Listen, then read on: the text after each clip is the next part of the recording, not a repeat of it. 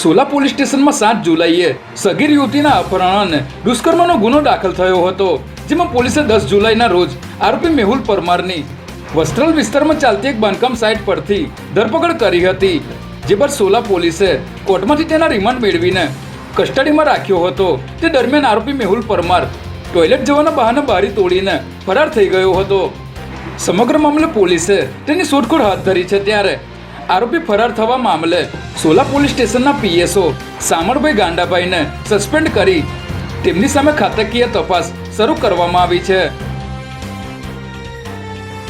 SG highway પર ગત મોડી રાત્રે ફરી ભીષણ અકસ્માત સર્જાયો હતો, જેમાં એસજી હાઈવે પર આવેલ પેલેડિયમ મોલ નજીક ઊભી રહેલી i10 કારને બ્રેઝા કારે ટક્કર મારી હતી, જેમાં i10 કારમાં બેઠેલા 30 વર્ષીય અલ્પેશભાઈનું ઘટના સ્થળે જ મોત નીપજ્યું હતું. જ્યારે અન્ય 2 વ્યક્તિને ગંભીર ઈજા પહોંચતા સોલા સિવિલ હોસ્પિટલ ખાતે સારવાર અર્થે લઈ જવાયા હતા, જ્યાં આઈસીયુમાં સારવાર દરમિયાન મયુર સિંધી નામના યુવકનું પણ મોત નીપજ્યું હતું. ત્યારે સમગ્ર મામલે પોલીસે બ્રેઝા કારના ચાલકની અટકાયત કરી વધુ તપાસ હાથ ધરી છે.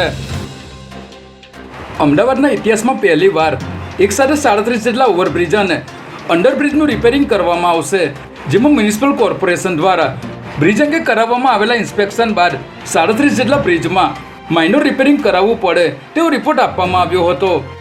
નરોડા ખાતે 2 વર્ષ પહેલા જ મુખ્યમંત્રી ભૂપેન્દ્ર પટેલ દ્વારા ઉદ્ઘાટન કરવામાં આવેલા નરોડા રેલવે ઓવરબ્રિજમાં પણ રિપેરિંગ કરવાની જરૂરિયાત ઊભી થઈ છે. ત્યારે આ રિપોર્ટના આધારે પૂર્વ વિસ્તારના કુલ 37 જેટલા ઓવરબ્રિજ અને અંડરબ્રિજ રૂપિયા 2.81 કરોડના ખર્ચે રિપેર કરવામાં આવશે.